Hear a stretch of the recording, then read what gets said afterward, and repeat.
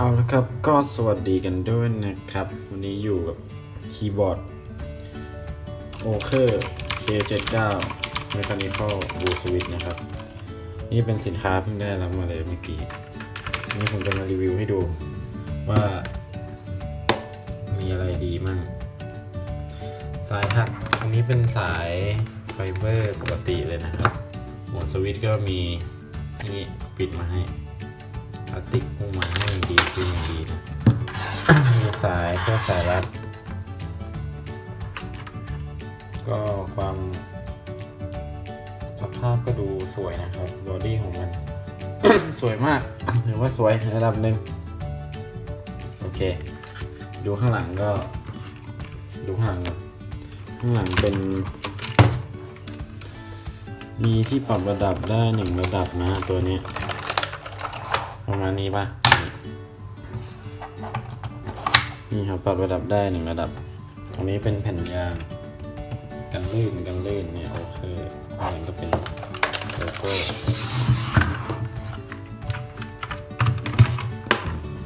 ตรงนี้เป็นบูสวิตช์นะครับบูสวิตช์ยังไงเหรอดูที่ตรงนี้นะปุ่มตรงนี้มันจะสามารถดึงออกมาได้เลยปุ๊บฟังเสียงกดนะครับโฟกัสที่กล้อง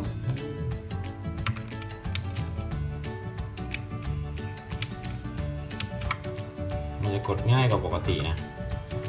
ก็เหมือนคีย์บอร์ดอันนี้ทั่วไปอะครับแค่ว่ามีเสียงบลูทูธที่เพิ่มขึ้นมาหรือว่ามีเสียงดังหน่อยนี่นะสำหรับคนที่เข้ามาดูรีวิวก็ตัวนี้ Oker K79 Mechanical Blue Switch นะครับเดี๋ยวเรามาดู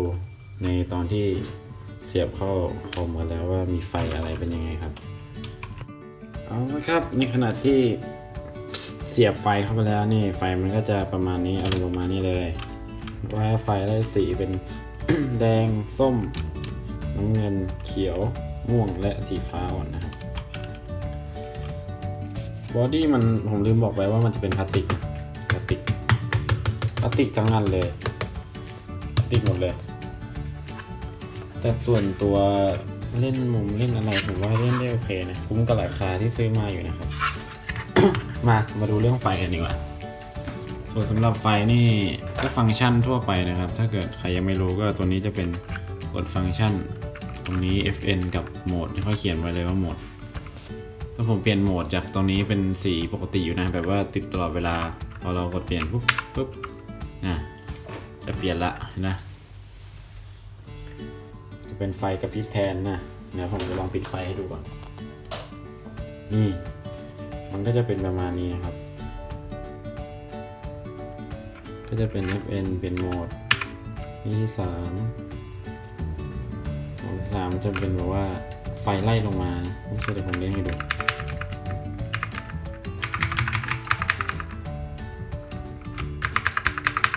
นี่เราสามารถปรับระดับความสว่างความลดแรงแสงได้นี่ลดแสงเพิ่มแสงเลือกเซตมันจะวิ่งเร็วเป็นไฟวิ่งเร็วส่วนโหมดต่อไปก็จะเป็นโหมดว่าจะมีข้างๆแบบตรงกลางตามที่เห็นเลยนะครับ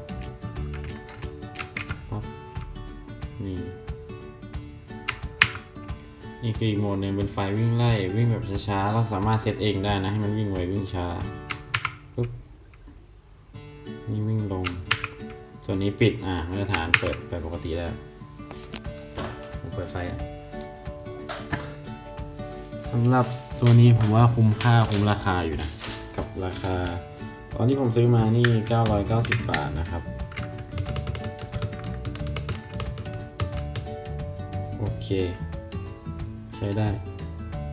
ส่วนถ้าใครสนใจเดี๋ยวผม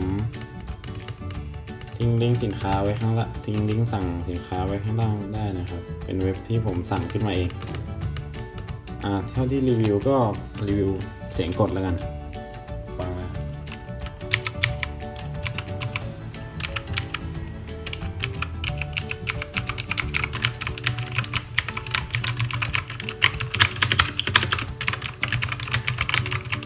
เสียงดังเลยแหละนะ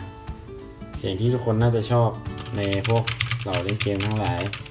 ส่วนคีย์บอร์ดอะไรไฟมันจะติดที่ตรงภาษาอังกฤษกับตัวนี้นะตัวที่เป็นเลขภาษาไทยอะไรมันจะไม่ติดตัวที่เป็นภาษาไทยอ่ะมีโหมดฟังก์ชันสั่งงานจากคีย์บอร์ดได้ตามปกติเลยผมเลยให้ดู